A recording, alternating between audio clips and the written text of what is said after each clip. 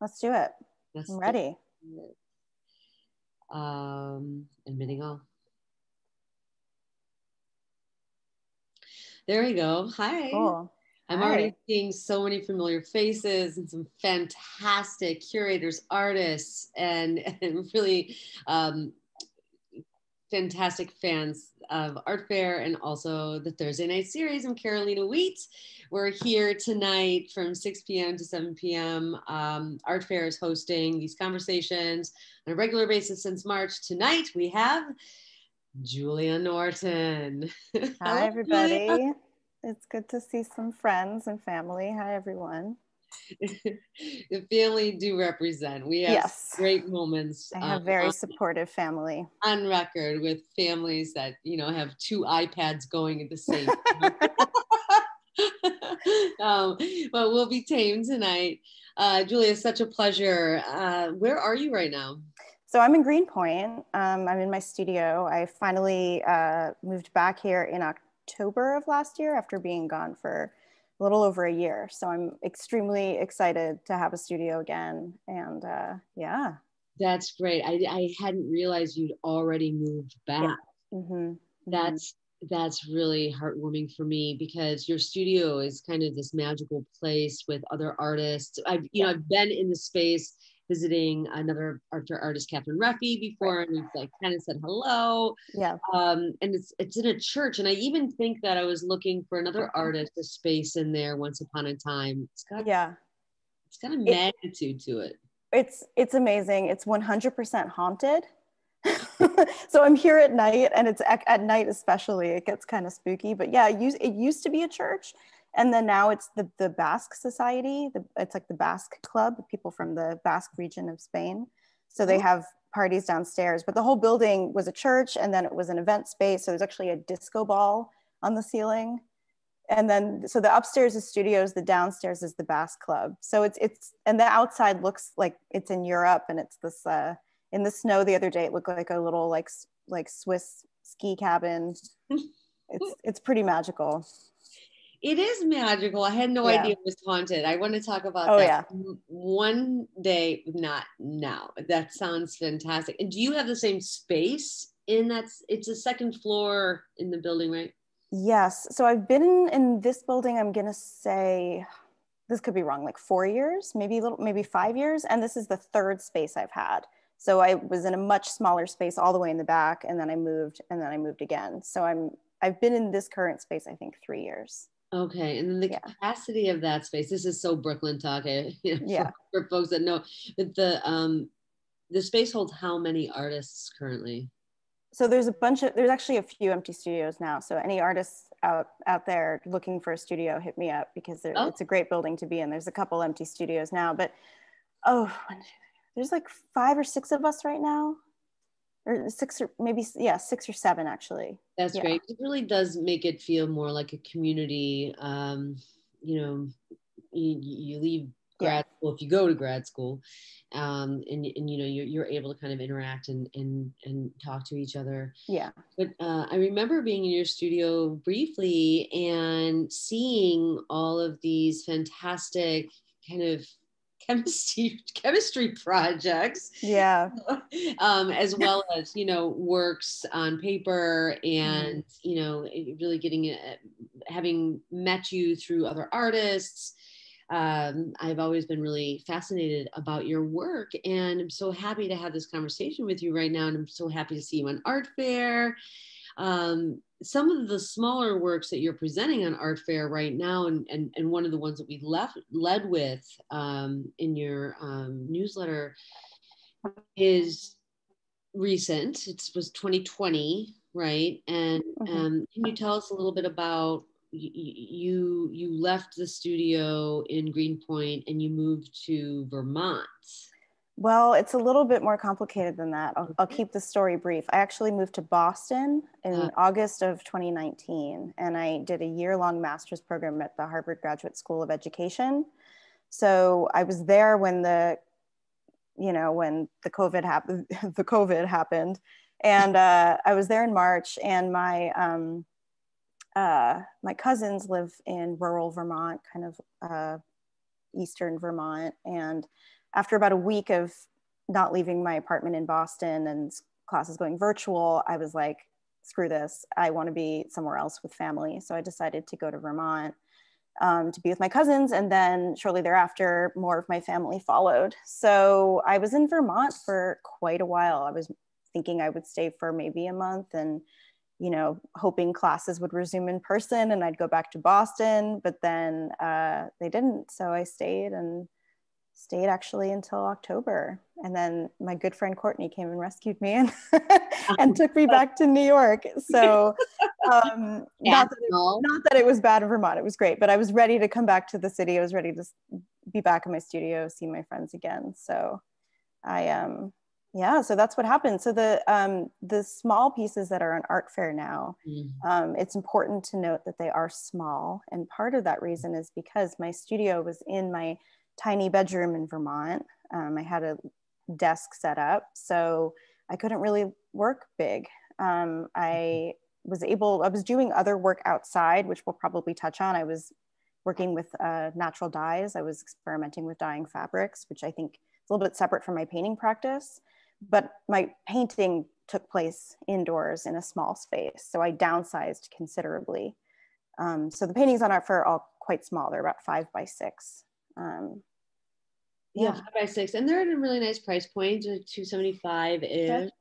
And they're so raw feeling, I think, in real life. And of course the translation between, and you know, there's papers and papers and papers ready to be written, probably already written, about the translation of images online versus seeing it in real life.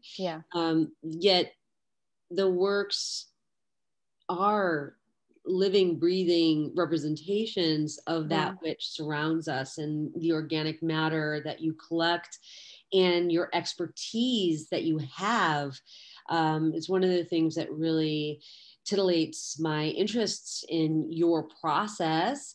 And I think other people would be really interested to know more about some of the things that you're working on in relationship to those organic dyes and inks and paints. So you've kind of, you tapped on something that I do think is important. And I think this is absolutely true for any artist's work. Seeing it online is incredibly different. Seeing something in person, having it be in relation to your body, and then also being able to just have the perspective of seeing it with your own eyes and seeing the textures and seeing it close up is incredibly different. And, you know, that's something that it's the same thing as virtual, you know, this event, or I'm an educator, virtual learning, you know, you just have a very different relationship to things when your body isn't present in the space.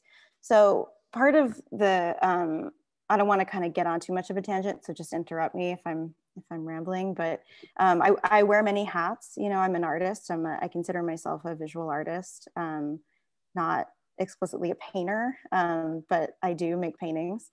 And I'm also an educator. I've been a museum educator for 8 years, going on actually 9 years, going on 10 years. And you know, that's a really important part of who I am. And then in addition to that, I'm a specialist in natural historic pigments and dyes and inks. I've been doing research in that for about 4 years. So that's also something I work with as an educator.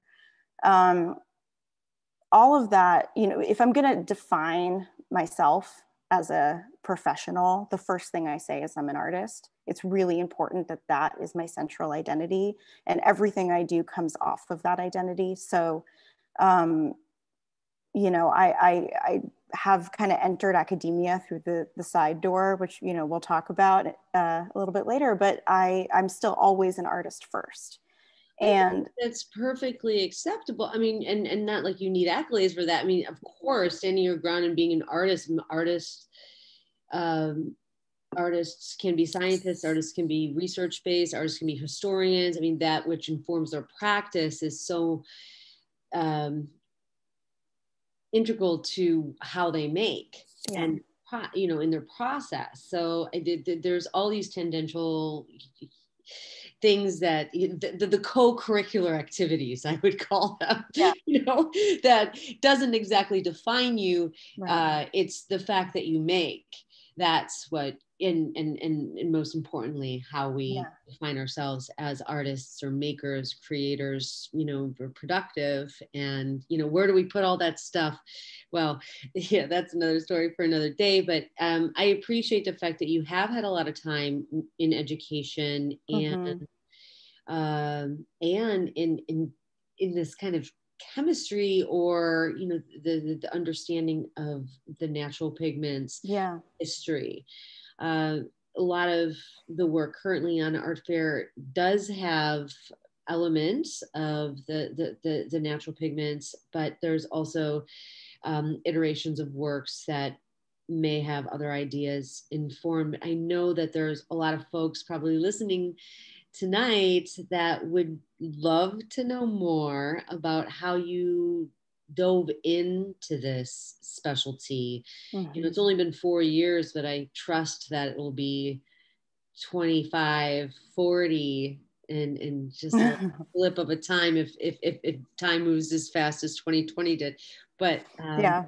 would you be willing right now to start talking a little bit about, that adventure that you had, or that exploration, that the discovery that you had in regards to what brought you to working with natural dyes and pigments? Yeah, there's a couple things I wanted to talk about just in the context of what you said earlier, but would you like me to talk about, to go into sort of the backstory and maybe share some images, or? Yeah. Okay, sure. Totally. If you want to backpedal to what was some of the things Yeah, well, I'm tangential. So no, it's fine. But well, one thing that I just really always try to drive home to anyone who is considering being an artist, or hasn't yet called themselves an artist, or isn't really sure, and I have this conversation a lot with young people, is first of all, you're an artist the minute you call yourself one. There is no, you don't have to have a resume that has this and this to qualify you. If you make work, you're an artist. And the minute you start calling yourself one, that's when you are one. And no one else has to tell you otherwise. And I became an artist because I couldn't pick a profession. I wanted to be a geologist. I wanted to be an astronaut. I wanted to be, a Disney animator. I wanted to be all of these different things. And I felt there was no career that encompassed all of that than calling myself an artist. And that's kind of part of the reason why I don't call myself a painter. And I think what you said about sort of the research, it's a question of not so much what you make, but what your practice is.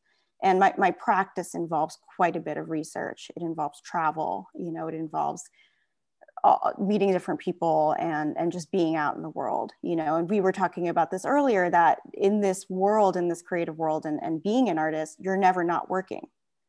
Someone asks, what are you doing this weekend? It's like, I'm working, and even if that's just thinking and being in the world, that goes into the work. So, artists don't have days off. And that's something that, I really believe that, is an important reason why I chose to be an artist and why I started calling myself one. So to backpedal a little bit, we talked about the fact that I wear many hats, and I haven't been doing this work for very long. 4 years is not a long time. And, Natalie Baxter, she had a wonderful talk a couple of weeks ago, and she said something that really resonated with me, which is, if you're not obsessed with what you're doing, why are you doing it? So, I started getting obsessed with natural colors and natural pigments. I couldn't stop reading about it. I couldn't get enough. I couldn't stop researching. I couldn't stop seeking it out. So it really just overtook my life. And I'll share my screen now, and I guess, and go into that. But is there anything you wanted to add? No, I think that's a perfect segue. You can't stop. Yeah, I can't stop. So with that in mind, I guess I wanted to share how I kind of fell into this world before we start to talk more about the work itself. So maybe I'll do that. I'll share and sort of do that, a quick rundown of that backstory, and then I'll stop, and then we can kind of pause. Okay, let's do that. So, okay. So this is, I'm not going to say this is where it all started, because it didn't start here. It started with reading. I read a book called Color by Victoria Finlay. Some of you may have heard of that book. It's a very popular book amongst artists because it's really an engaging story about the history of colors and the history of color materials. It's written, you know, in a really engaging way. And I tore through that book in maybe about a few days or a week. And that started the interest. And then not that long after, I went on a trip to Iceland. I was there for a residency and for an arts festival that my sister had put together and had curated. And I started, you know, going around and exploring, and already had sort of learned about ochre, which is an iron oxide earth pigment, and was really, and seeing it everywhere, you know. And then I now, you know, illegally started collecting it and making watercolors with it, using watercolor medium I had just bought from Kremer Paint and Pigment in New York. And that was really the first time I started painting with natural pigments. It was a really challenging time in my life. I had a family member who was very sick, and I was thinking a lot about ways to sort of bring a personal connection to the work that was beyond what was represented visually. So part of the reason why I love natural pigments is because they're alive. You know, a paint tube, something you buy from the store, you know, it's synthetic, you know exactly what color you're going to get, you know exactly what you're going to get out of it. It's something you trust. Natural pigments have a life force of their own. You never know what they're going to do. They're all different, and they all react differently to the surface they're on, and you know, and also it's relevant to where they come from. So when I started collecting the earth pigments from Iceland, it was really about the place I was in my life, what I was thinking about, how I was emotionally and mentally, and all of that went into the work. So this is just a small grouping of paintings I made when I was there. Some of them have earth pigments from Iceland. These were also, I had gone to Kremer Paint and Pigment before the trip, so I had purchased some pigments, some natural pigments to play around with. And the imagery was really just, a lot of it was experimenting. We'll talk a little bit more, I think, about the images in the work later, but it was using geometry, kind of thinking about the space almost like an obstacle course. So these were sort of my early experiments. The clearest example of, it's in a few of them, but the clearest example of the Iceland earth pigment is the one that's directly on the bottom. So from there, I started traveling. I was really, you know, I'm really grateful for opportunities to have traveled different parts of the world. This was, I think, a year after I had been to Iceland. I did a trip to London and Paris to visit the last remaining historic pigment shops before modernism, before the Impressionists. Everything was bought from the pigment shops, and raw pigments were molded with medium, and most all of these pigments were natural up until 300 years ago. So synthetic pre-made in the metal tube pigments is basically what paved the way for Impressionism. It's part of the, you know, it's part of the Industrial Revolution. So these pigment shops were, you know, very important before this time period. This is where you'd get your raw materials, the apprentice would make the paint, and, you know, et cetera. The rest is history. So this is in Paris. This is the Maison Du Pastel, is a historic shop in Paris. It's only open for 2 hours a week. I almost missed the window. I was there and I was like, I think I was hungover, and I was like rushing to get there on time. And and I made it. 2 hours a week, is it? What is the magic 2 hours? It's a family-run business. There's like one person who works there. You know, they make the pastels in the back, you know. I know, but like, is it on a Saturday at 8 a.m. or no, it's like on a Friday at 10? Tuesday from 2 to 4 p.m. Okay. It's insane. Yeah, man. I mean, like, I think I got there right before it closed. And, you know, so they like hand roll them all in the back. And I was just so stoked to visit there. And they showed me all of their pastels that they make, their chalk pastels that they make from natural materials. Thought I had a slide of it, but I don't. This is L. Corneliuson & Son in London. This is probably the most famous pigment shop in the world. It really is like you're traveling back in time. It's incredible, and they have everything. that's just a drawer of some oil pastels. While I was in London, I was able to visit the color reference library at the Royal College of Art. You have to make an appointment. I think anyone can visit, you just have to make an appointment ahead of time. And they have all these amazing historic books. This is a book by Mary Gardside. If you don't know who she is, she's the one of the only female color specialists, you know, at the same time as like Goethe and all these men who were making a name for themselves. She was an incredibly brilliant color theorist. When this book was published, it was published under the guise of it being a watercolor manual, but she did all these experiments by mixing different colors and layering them on top of each other and writing these beautiful, beautiful text about color theory. And she's not very well known. But yeah, I was going through all these incredible historic books, and I was like a kid in a candy store. So I'm gonna move a little quicker. So from there, I started, you know, during this time I was making paintings. I had my art practice still going strong. I was still working as a museum educator, but then I started specializing in teaching color workshops using these materials. So on the left was a workshop I taught in London. Actually, this was actually in the top floor of a pub that my friend arranged, and it was one of the most fun experiences I'd had in a while. And then this is through an enrichment program called Go Project, which I work with through Swiss Institute. So I hosted a— Julia, so yeah. If the class was in the top of the pub with the parents downstairs drinking pints? No, this was for adults. And this was like in the middle of the day, and we were definitely drinking pints while we were doing it. Not around the pigments. And also when you work with raw pigments, you have to wear a mask. So this was pre-COVID, we were still being safe. But yes, but it was part of like a whole arts festival, arts day thing that my friend Kitty put together. So anyway, yeah, no, this was for adults.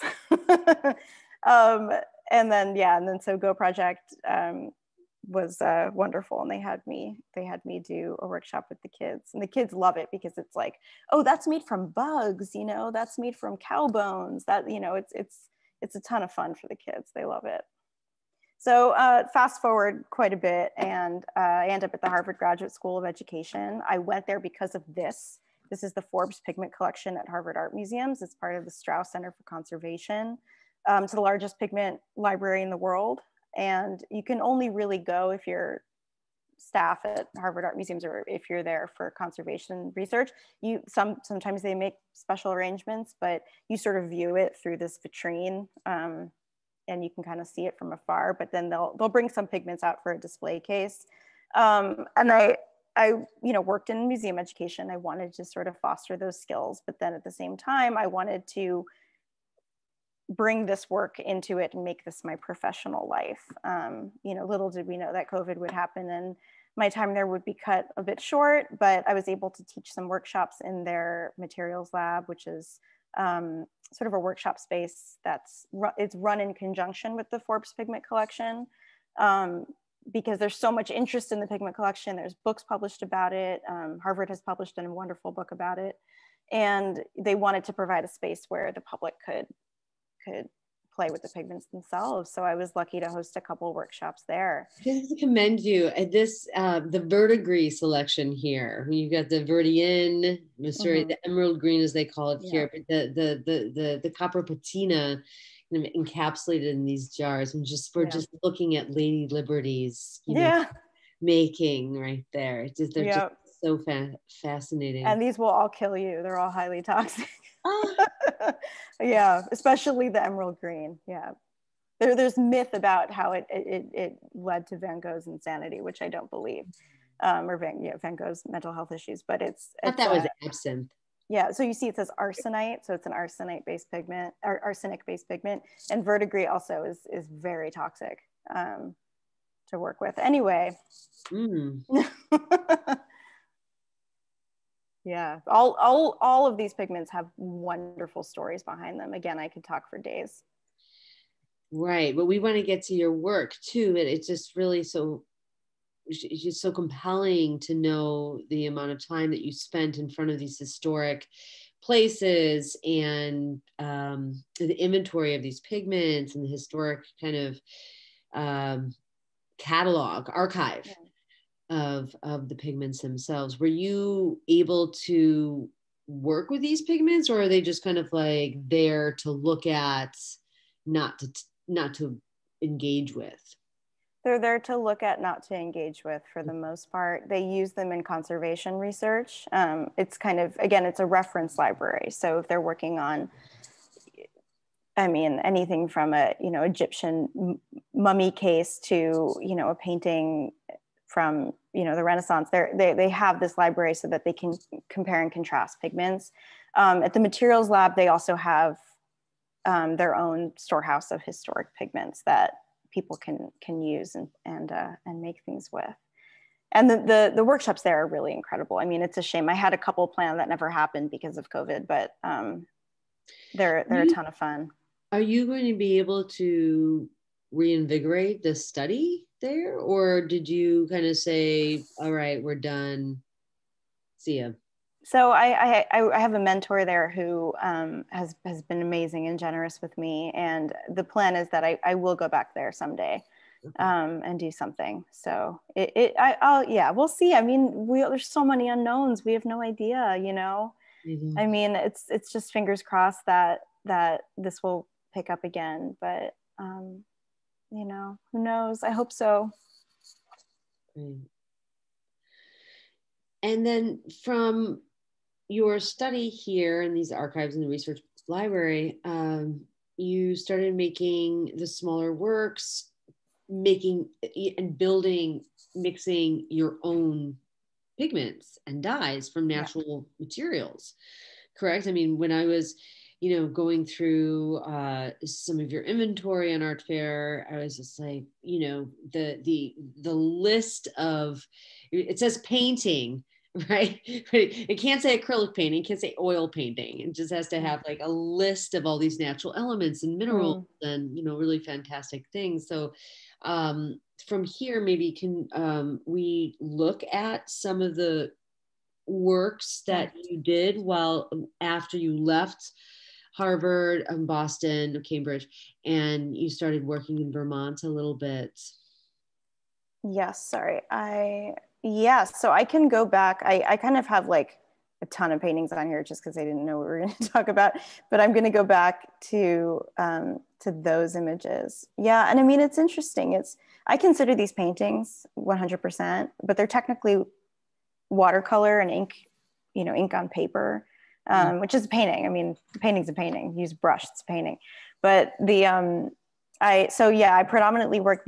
So there's this kind of nebulous Venn diagram of the world of art materials, but specifically natural materials of kind of pigments, inks, and dyes, and they overlap. So it's like some dyes make great inks, some dyes make lake pigments, and then there's mineral pigments and earth pigments, and there's this sort of overlapping world, and it's fascinating. It's fascinating to get into.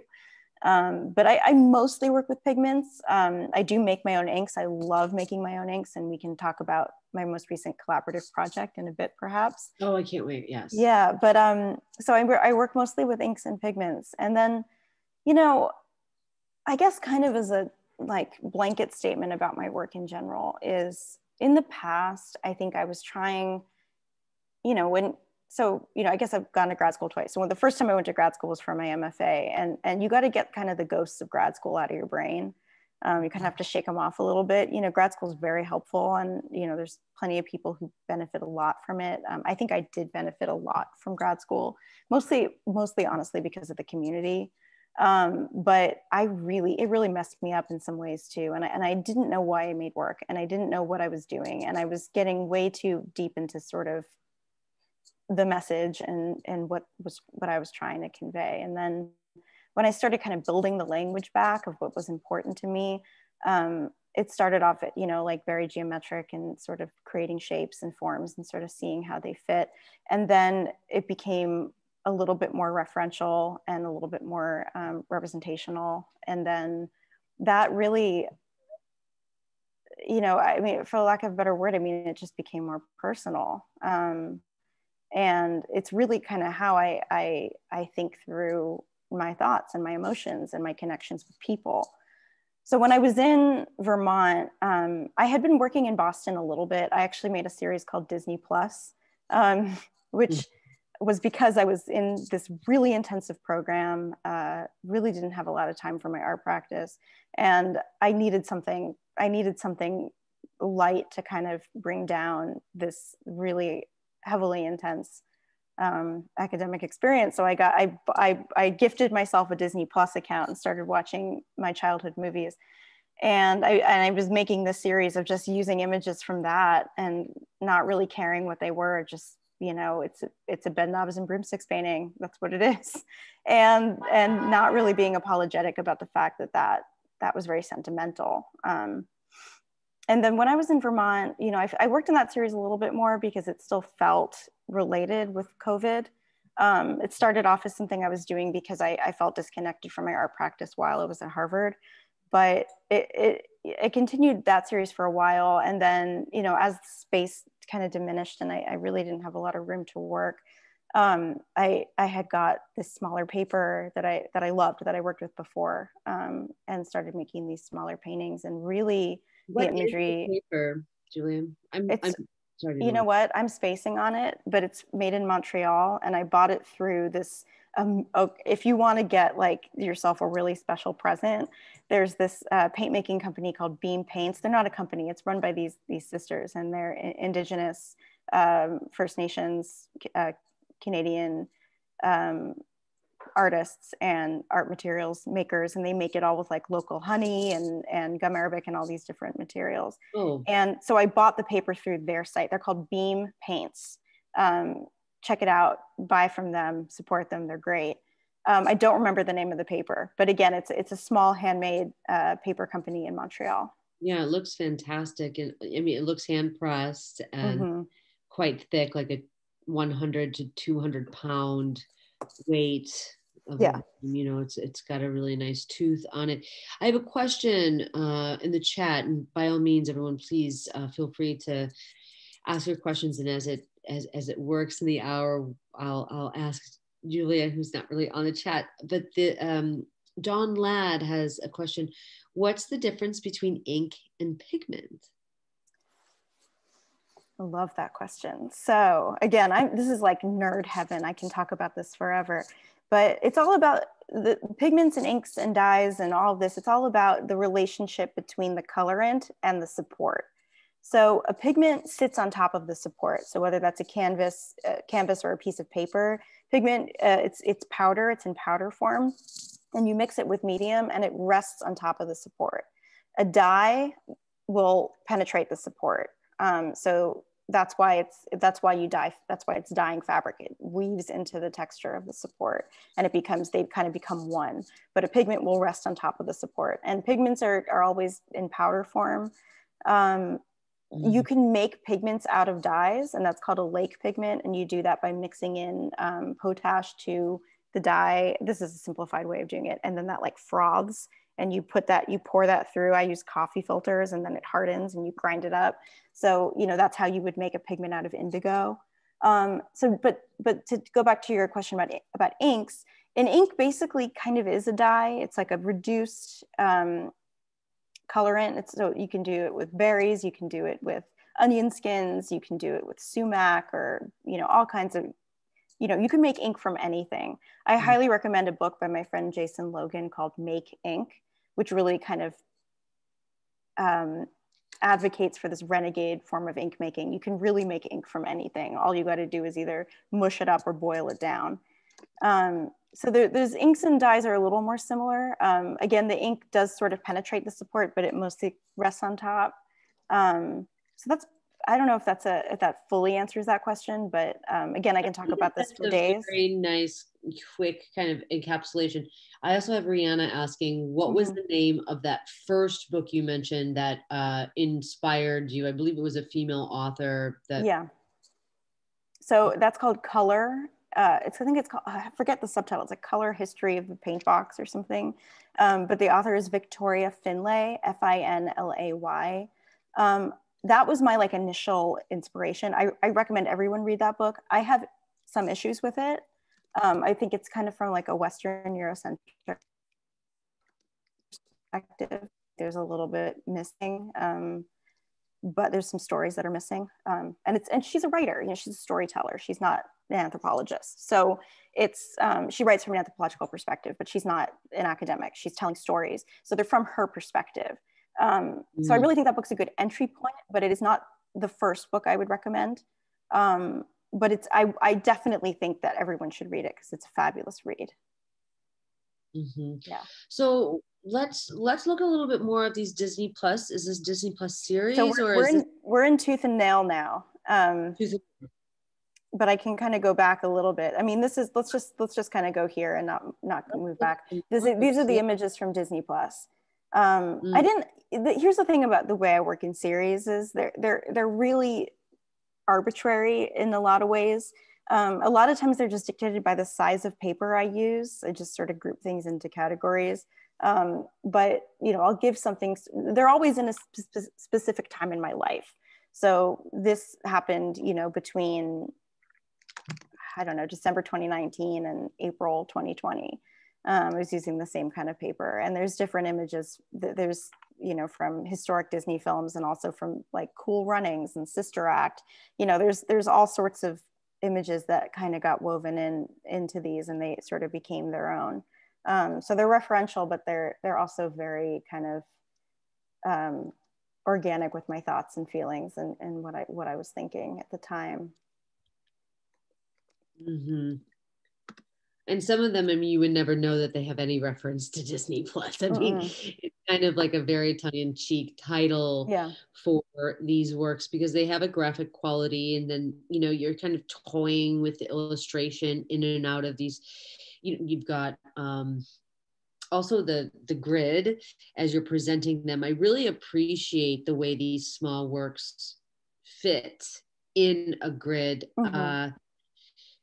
Small works can be so elegantly framed and presented in a gallery, yet a lot of times they're so much more impactful as a series in a group, in this grid.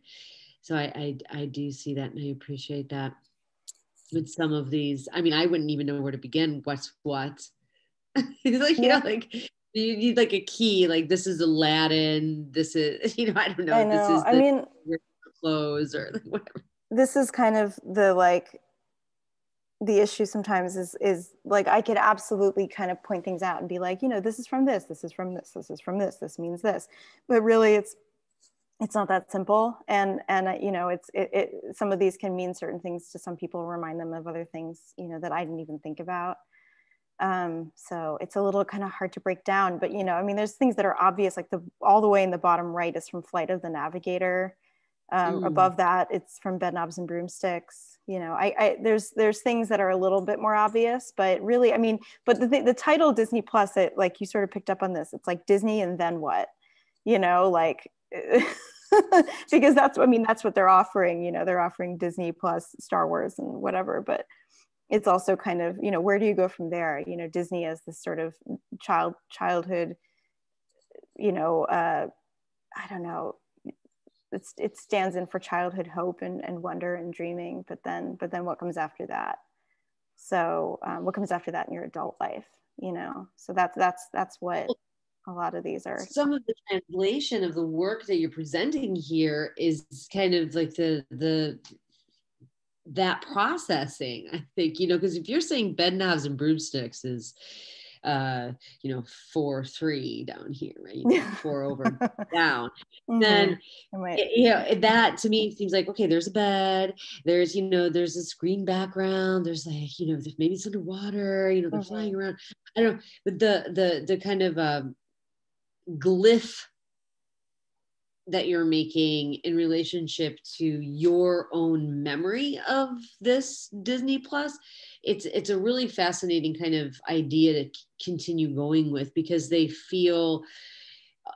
do feel dreamlike and representationally kind of significant only to you, right? So they're like the glyph or the moment, that which is like a rune. What is that symbol? Like, how could you take that symbol, which feels like, if I remember that movie well enough, like that's a bed, right? Or it's like, or is it not a bed? Yeah. And like, and where do you go with that? So it's kind of your own key or rubric to identify how to process that Disney flick and again, more papers in academia can be written about how we all process the heavy-handed, you know, infiltration of Disney films for, you know, those of us who are Gen X or, you know, prior boomers, or, you know, or they're making them, but there's I mean, just some of this, those, sorry. no, please. Some of those princesses really messed us up, man. I mean, Well, yeah, but I mean, think some of the stereotypical characters yeah. that perpetuates racial divides and the theory of malevolence and you know and of the other, you know, Right. again, we'll leave that to someone else to talk about Disney. But yet, that's, you know, if you go back out to the grid, you can really see that that's kind of it's a nice way that you're processing that which was given to you, whether or not you were cognizant of these underlying or implicit ideals of racism, gender normativity, you know, and things like that. So it just feels like it's a project that can continue going, and whether you want to or not, it's something that feels less obvious until you hear the title as well, you know. Yeah, I mean, again, it's like I love that takeaway so much, you know, and I love, again, like we can talk about this for the rest of our time together, and we can talk about this for hours. It really brings up a lot for different people, you know. I mean, it's sort of like when I think about it in reference to Disney, it's a little bit more about where I was when I was making these, where I was physically, you know, I don't want to offend anybody on here, but Boston is not my favorite city. And I'm born and raised New Yorker. It just is what it is. I'm so sorry to anybody from Boston, but I was not happy living there. And I was very insular. I was very, very busy. I was just, you know, and I was dealing with some health problems, and it was a tough time. So, you know, for me, it really was just about processing these images and thinking about where I was and what they meant to me. And really, that's kind of like what's interesting to me, is sort of these conversations and these takeaways and where they could lead, because we can absolutely, I would love to have a whole conversation about how messed up Disney is. You know, exactly. And I don't want to have that conversation either, but no, I mean, I would want to continue with that for forever, you know, and then talk to you about that. But it's like that comes up, you know, and that's important. It does. But a gallery in Utah named Office Space is also an Artfare, you know, always comes with really fantastic kind of commentary and insights. And I think that this is really valid. He or she says, it reminds me of a private system of personal hieroglyphics, which I think is exactly maybe what I was trying to iterate, these symbols, these glyphs, these runes, you know, how you translate that, I don't want to say trauma, but just the experience of going through someone else's. There's also a question about what tools are you using to paint from Vidushani? And then, what are you painting with? And there's two other questions I want to get to too.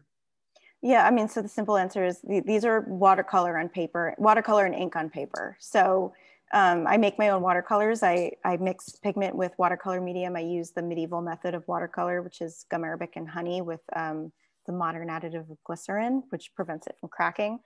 So I mull all my own pigments. You know, I have like things here that I just like have to show. Like this is lapis lazuli. Brush? Yes. So I make the paints first, and then I apply them with a brush. You know, different size brushes, but the reason why they're really saturated is because I make the paints. You know, I'm not just using tiny pans that I bought from the store. Like I'll make a large quantity of paint, so that's why they're so saturated. And then wash of ink. So some of them, you'll kind of, the lighter colors you see, like especially the one that's got the skulls, that one's called Little Deaths. Every skull is a different wash of ink. and then the darker, sort of darker colors are built on top of that. Mm. And then there's two questions, one from Courtney that asks, when you start a series, is there a trajectory in mind? And I think you possibly can also address the question that Teresa DiDazio also has, which is, can you talk about your decision to use paper? Yes. So, okay, so those are actually related. I thought so. I like paper for a lot of reasons. One of them is very practical. I'm very allergic to oil paints and to solvents and turpentine and everything. I have chronic migraines, and it's very triggering for me. So I've never been able to use oil paint. And then acrylic isn't just, Wow, it's just not a, yeah, it was a struggle. When I was at SUNY Purchase for my MFA, my studio was in the senior painting department, and like, and like they used all kinds of stuff, and it was a struggle. It was a tough time, but so I can't use oil paints. And then acrylic is just, it's acrylic. It's synthetic, so it's just not a good binder for these things.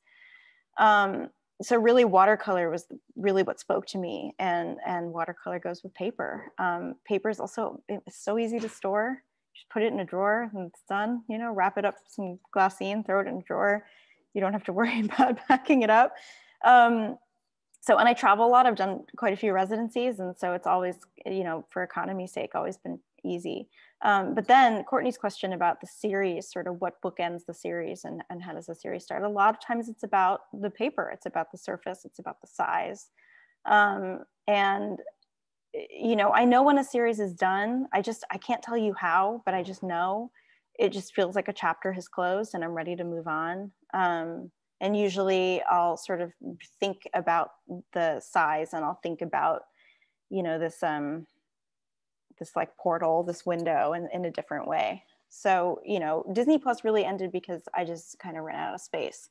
And I bought this new paper, and that size was speaking to me. So, and then the thought process changed. We can talk a little bit more about tooth and nail now if you want to, or we can go into some more questions, but the thought process changed, and really my life changed. So that's when the series is a lot of times just happened with phases in my life as well.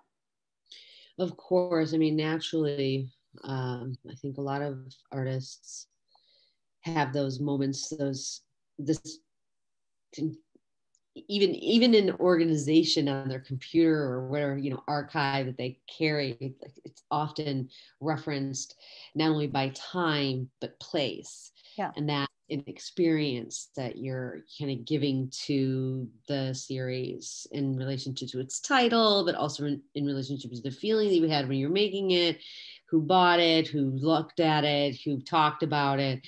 I think that's all very much wrapped up. But yes, let's keep moving on to Tooth and Nail. And then also we've got almost like 10 minutes only. So I want to get to Heart of Glass as well. Oh yeah. So that I have some images of that at the end. So we'll get to that.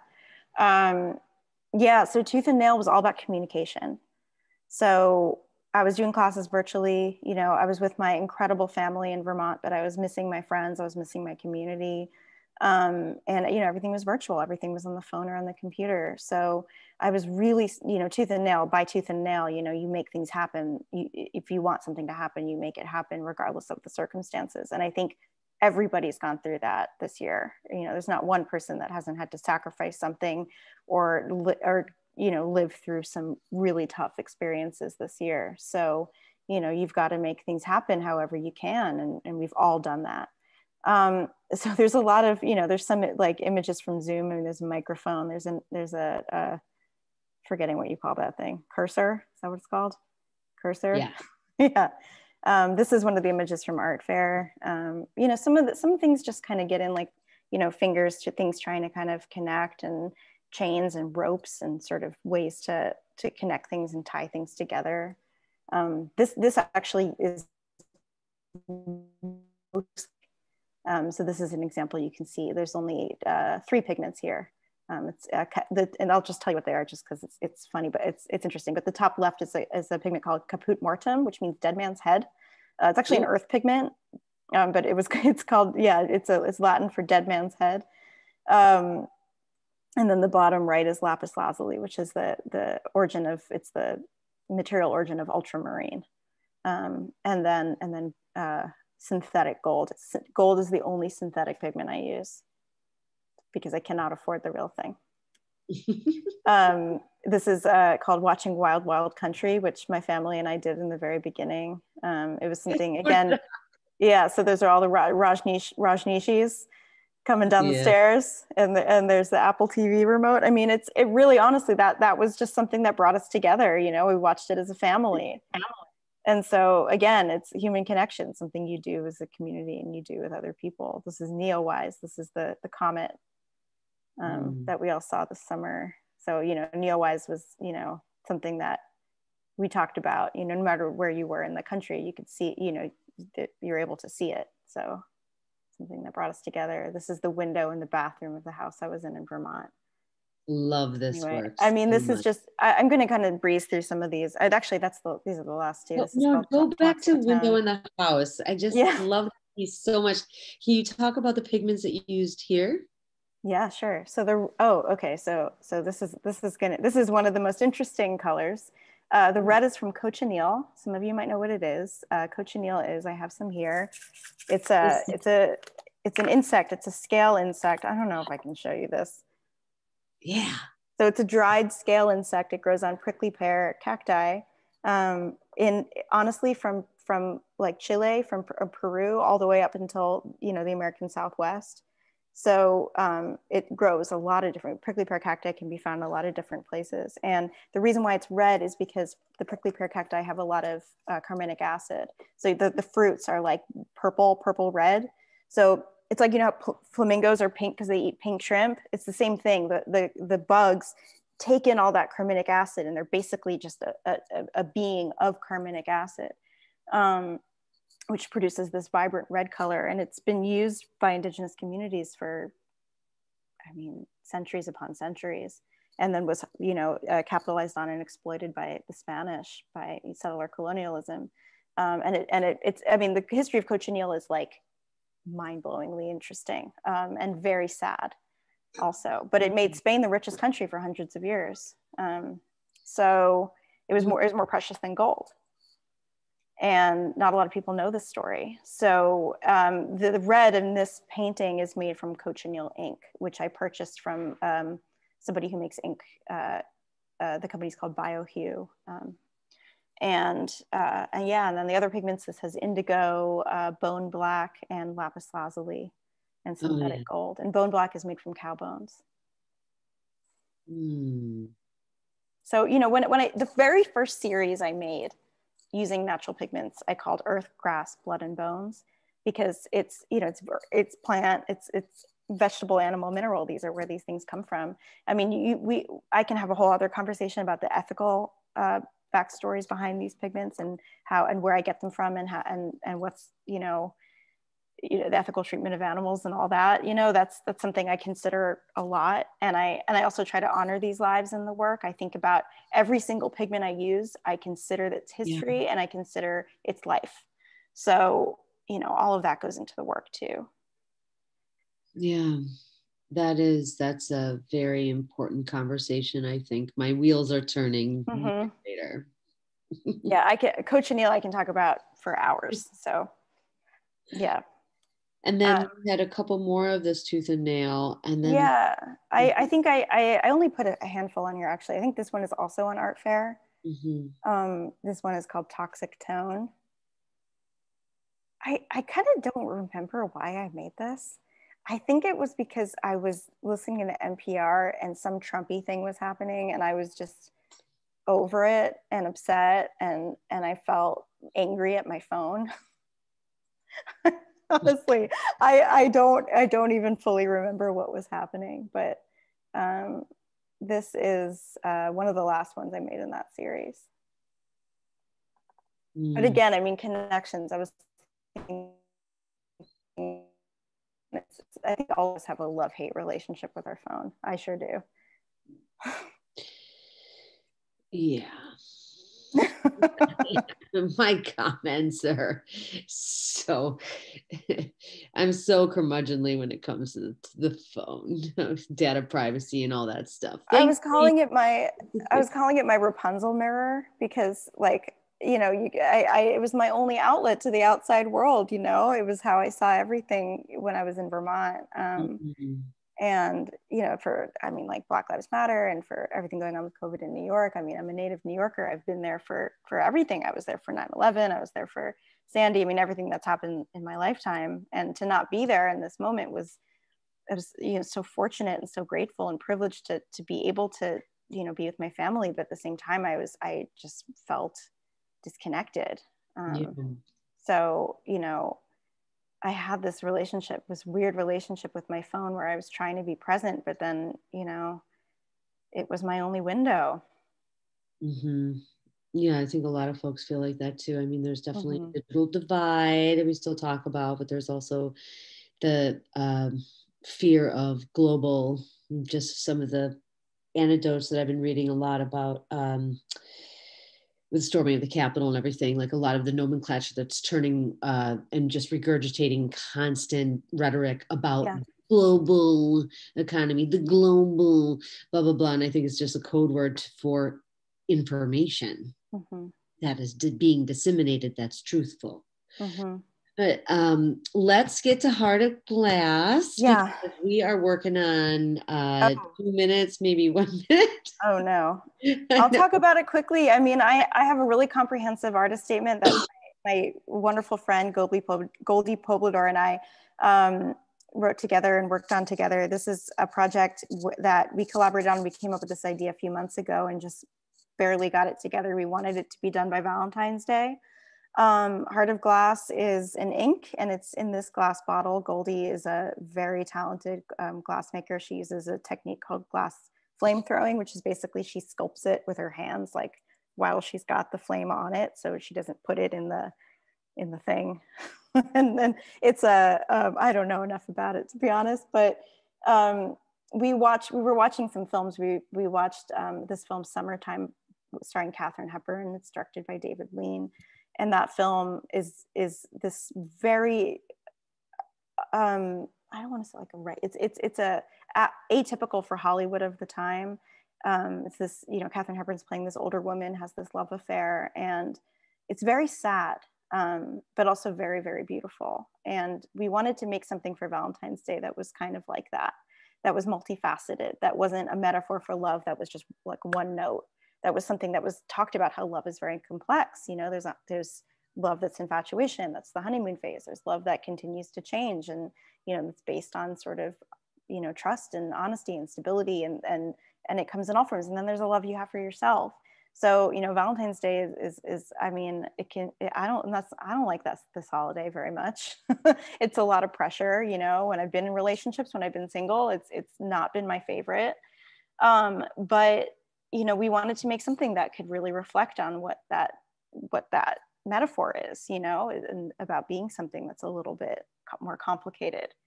So we wanted to create this object. And that's the last image I have, just of the ink within the bottle. And can you just tell us quickly about what the ink is made out of? Because I was just thinking about smelling it. All you just wanted to write a letter and smell it, and then put a little on my neck, and then go kiss my lover. So yes, so it's quite the concoction. I have to be honest with you, it doesn't smell great. Aww. The reason why it doesn't smell great is because it has a lot of apple cider vinegar in it, which I had to do to keep it rosy, to keep the redness. It's a pH thing. It's like things are more in it's like the litmus scale, you know, it's to keep things redder, it needs to be more acidic. But it did smell nice for a very long time when I was making it, because I was boiling hibiscus and rose, and that was nice. And then I had to add rust and apple cider vinegar, which changed things. But the rust is, the iron makes it last. So it'll make it deepen in color and darken. So this ink is color changing. When you first put it down, it's pink, it turns purple, and then it can turn dark. Depending on the paper you use, it can look completely different.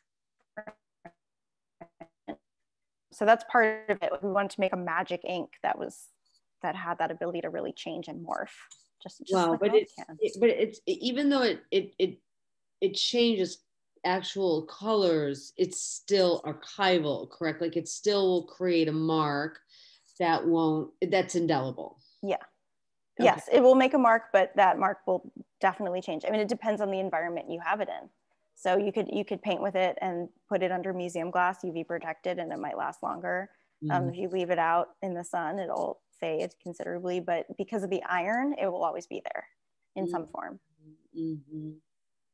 But a lot of my paintings have fugitive qualities to them, and I'm transparent about that with collectors because you know, I always say that if you frame it, it has to be under UV glass, but there's things about it that'll change, but that's kind of, I mean, the image will still be there, it just, things might change, but that's sort of part of the fact that these materials are alive.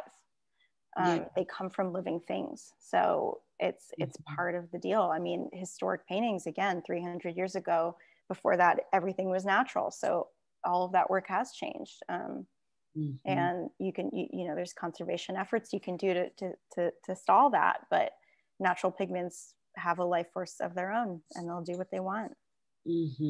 That being said, the way I use them, it's, you know, they're lasting. Right. Yeah. It sounds like you take care to create the, you know, the archival nature, you know, whether using Optium or UV Plexi when you frame it. Yet there is, I feel, a whole nother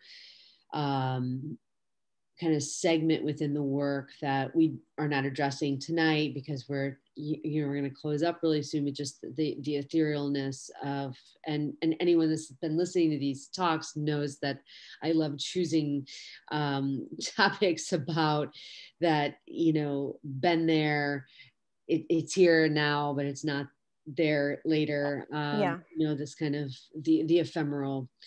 And so, but this is very stagnant once you imbued it with the materials of now, the UV Plexi. But the fact that the organic material comes not only from that which is living, it also, in relationship to minerals, like it comes from us. Us of the stars, us of the earth. And so therefore, like really kind of creating this really brilliant harmony within all of us as artists, all of us as collectors and viewers, and, you know, kind of moving on towards Mother Earth being our prime inspiration and muse. Yeah, I mean, we're all star stuff, right? It's Carl Sagan. We're you know, that my first intro to this with the ochre, that's the basis of our blood. You know, we're the same. It's iron oxide. That's us.